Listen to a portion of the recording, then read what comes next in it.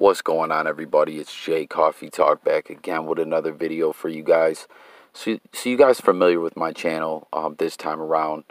The first time came to an abrupt end, but the second run is going pretty decent so far. But you guys who watch a lot of my videos are probably familiar with that. I've done a lot of videos about leaving Neverland since before the documentary even came out.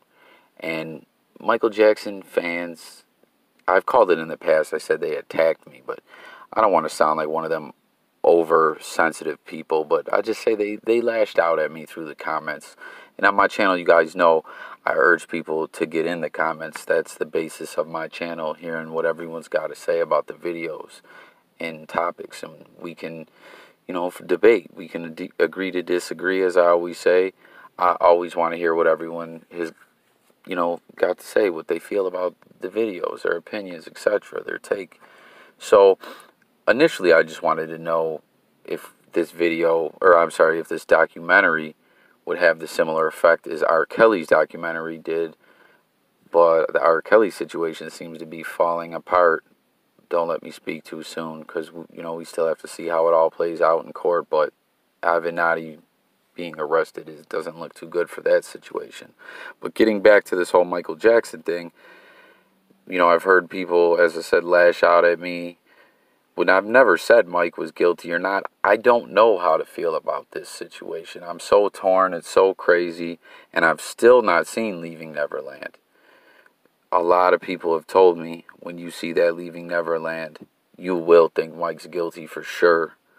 And I just, I haven't seen it yet. I heard it's very disturbing, so I haven't been in any rush to see it.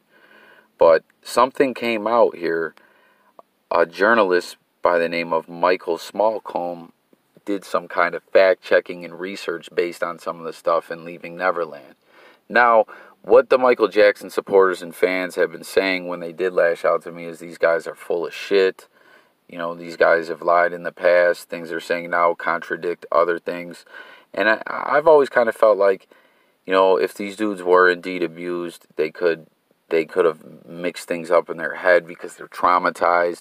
They could have changed things they said because of they're embarrassed. Or they could not possibly have not been abused and just flat out lied, okay? Now, before I share with you what this Michael Smallcomb journalist discovered, I want to just say one thing that I heard about the documentary. And if this is indeed true, I just don't understand why someone would have this. I've heard that Michael Jackson had an alarm system set up, like a doorbell that was set to go off if there was motion in the hallways, if anyone was coming up to his room, to alert him. And it's like, why the fuck would you have that? That's pretty creepy, right? But I don't know, guys. As always, get in the comments everything I'm touching on in this video. And I've said this, I always say I'll bring updates, so that's why I've brought so many videos on this topic in this documentary. So, we're going to look at it from all angles, all the different things that get brought up, but check out what Michael Smallcomb revealed here. It says that in the Leaving Neverland documentary, this James Safechuck, one of the two victims in here, he says that he was a victim and molested by Michael Jackson between 88 and 92 when he was 14 years old. Now, it says in Leaving Neverland, and in the lawsuit against the Jackson estate, he claims that abuse went on in an upstairs room in Neverland's train station. Well, this Michael Smallcomb guy, he went out and got documents from, I believe, the county or the town where Neverland Ranch is located. And, the proper permits were taken out when this train station was built because it was something added on to Neverland. It wasn't always there. And it says that the permits show that the train was approved for construction on September 2nd, 93. He's saying that the abuse happened between 88 and 92. In the room above the train station, which they're saying wasn't even there. So let's quote what this Smallcomb guy says here. He says, the deficiency in Safechuck's story is this construction on Neverland's train station that didn't start until the later part of 93, and it didn't open until the first part of 94 when Safe Chuck was 16. So, hey, as I said, and you guys will see all the images popping up on the screen, the tweets, etc. I urge you, if you want to look more into it, you can go to Michael Smallcombe's Twitter. His Twitter handle is @Mike Smallcombe. That's MikeSmallCombe1. And he's got a tweet up there with a link where you can go in and, you know, check it out more yourself. Now, he also goes in about the other Wade dude who everyone's been saying since before the documentary came out. You know, he's a liar, he's a liar. I originally didn't know, you know, when news of the documentary came that it was going to go to Sundance, the two people's names, the victims' names weren't out, but a lot of the Michael Jackson fans got up in my comments when I was just talking about this movie coming out, and they already knew that it was this guy, which I thought was kind of strange.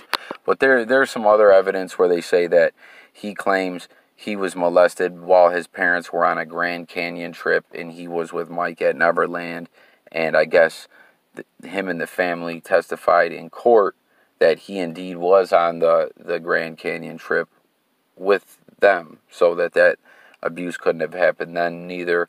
But as I said, who knows, you know, maybe these guys mixed up dates, being traumatized, or I don't know. I don't want to call anyone a liar either way. I really don't know what to make of this. As I've told these Michael Jackson fans time and time again when they lash out at me, I tell them I never said Mike's guilty.